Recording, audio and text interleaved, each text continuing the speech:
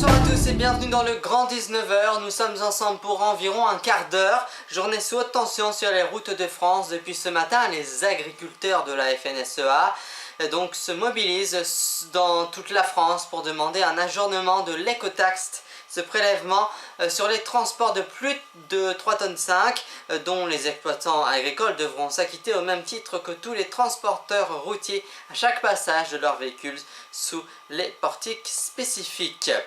Le ministre du redressement productif est sur tous les fronts dans une interview accordée au lecteur du Parisien aujourd'hui en France, donc la PAF, Arnaud Montebourg. Donc affiche sa détermination à soutenir PSA qui restera une entreprise française alors que des rumeurs font état d'un possible rachat du constructeur français par son partenaire chinois Dongfeng. Le ministre ajoute que même si le partenaire chinois restera un capital de Peugeot, l'entreprise restera en France et française. Cela s'appelle combattre le feu par le feu. Mardi, les pompiers australiens ont délibérément réuni deux des incendies qui ravagent le sud-est du pays, donc de l'Australie. Les deux feux de brousse sévissent près de Lithgow et de Mount Victoria dans les Blues Mountains, à une centaine de kilomètres de l'ouest de Sydney. Les autorités espèrent notamment ramener sous contrôle les incendies avant une aggravation prévue donc des conditions météorologiques. Je vous parle à présent de ce projet. Ce projet est impressionnant. Depuis septembre 2012, une équipe de plongeurs australiens mitraille les fonds marins pour permettre aux internautes de plonger sans se mouiller après avoir offert au grand public le plaisir de nager au milieu des otaries. Il faut savoir qu'on a déterminé ce lundi sa première mission européenne avec le soutien enthousiaste du musée océanographique de Monaco. En 3 jours seulement et 8 plongées, les photographes subacatiques ont récolté 6000 photos panoramiques à l'aide de scooters équipés de multiples objectifs. Et il faut savoir que les vues immersives à 360 degrés réalisées entre 8 et 20 mètres de profondeur vont maintenant passer par la technologie Google et les 33 hectares de la réserve marine donc du Larvato n'auront plus de secret pour les internautes.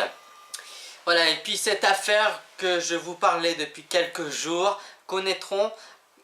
connaîtra-t-on un jour la vérité sur la tuerie de Chevaline? Un peu plus d'1 an après la mort des 4 personnes dans cette localité des Alpes-Maritimes, la télévision publique britannique a diffusé lundi soir une enquête sur le drame avançant une nouvelle hypothèse: le tueur avait un complice. Tueur et pervers hors norme, Émile Louis, condamné en 2004 à la prison à perpétuité pour le meurtre de 7 disparus de Lyon, est mort dimanche à Nancy à l'âge de 79 ans. Reportage.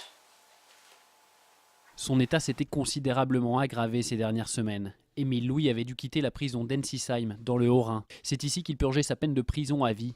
Celui que l'on surnommait le boucher de Lyon avait avoué ses meurtres avant de se rétracter. Il emmène avec lui ses secrets. Il n'a jamais dit tous les crimes qu'il avait commis. Il y a un certain nombre de familles qui cherchent encore des corps ou des explications. Il emporte ses secrets dans sa tombe. Émile Louis est interpellé en décembre 2000 dans le cadre de l'enquête sur le meurtre dans la région d'Auxerre de 7 jeunes femmes âgées de 15 à 25 ans, des pupilles de la DAS déficientes mentales légères. La plupart d'entre elles avaient fréquenté le bus scolaire conduit par Émile Louis. En 2004, l'homme est condamné par la cour d'assises de Lyon à la prison à vie, assorti d'une peine de sûreté de 18 ans. Né à Auxerre en 1934, Émile Louis était lui aussi un enfant de la DAS. Dans sa famille d'accueil, il est maltraité. Plusieurs experts ont avancé l'hypothèse d'un clivage de sa personnalité. Derrière le bon père de 4 enfants, homme jovial et sans tache, se cachait ainsi un pur pervers sadique, qui éprouvait une véritable jouissance à établir une domination sur l'autre. Émile Louis est mort à l'âge de 79 ans. Il devait être vu aujourd'hui par un expert médecin dans le cadre d'une suspension de peine pour raison de santé. Et voilà donc pour ce reportage. Je vous parle à présent du dernier titre de l'actualité. Le parquet général de la cour d'appel de Chambéry a requis lundi 21 octobre l'annulation du jugement accordant à un couple homosexuel franco-marocain le droit de se marier en faisant valoir la supériorité d'une convention bilatérale s'ils opposants. Reportage.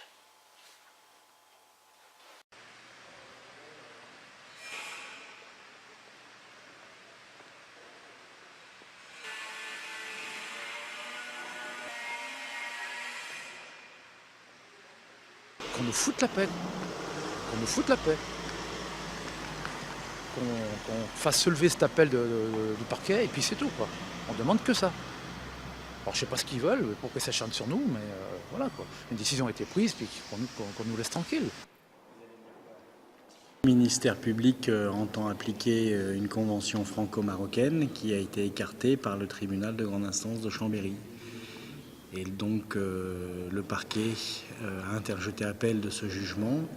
Et aujourd'hui, la Cour d'appel doit examiner ce dossier. Nous attendons une confirmation pure et simple de jugement du tribunal de Chambéry qui était parfaitement motivé.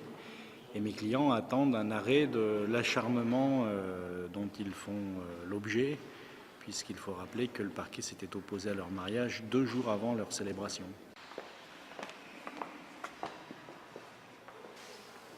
Et avant de vous quitter, je vous rappelle la principale information. Tueur et pervers hors norme, Émile Louis, condamné en 2004 à la prison en perpétuité pour le meurtre de 7 disparus de Lyon, est mort dimanche à l'âge de 79 ans à Nancy. Donc c'est ce que nous avons appris. Voilà donc pour ce grand 19h. Merci à toutes les équipes de production et aux attachés de presse, aux meneurs de son et aux caméramans. Merci à vous de votre fidélité. On se retrouve demain dès 19h pour un nouveau rendez-vous du feu de l'actualité du grand 19h. Très belle soirée sur News TV.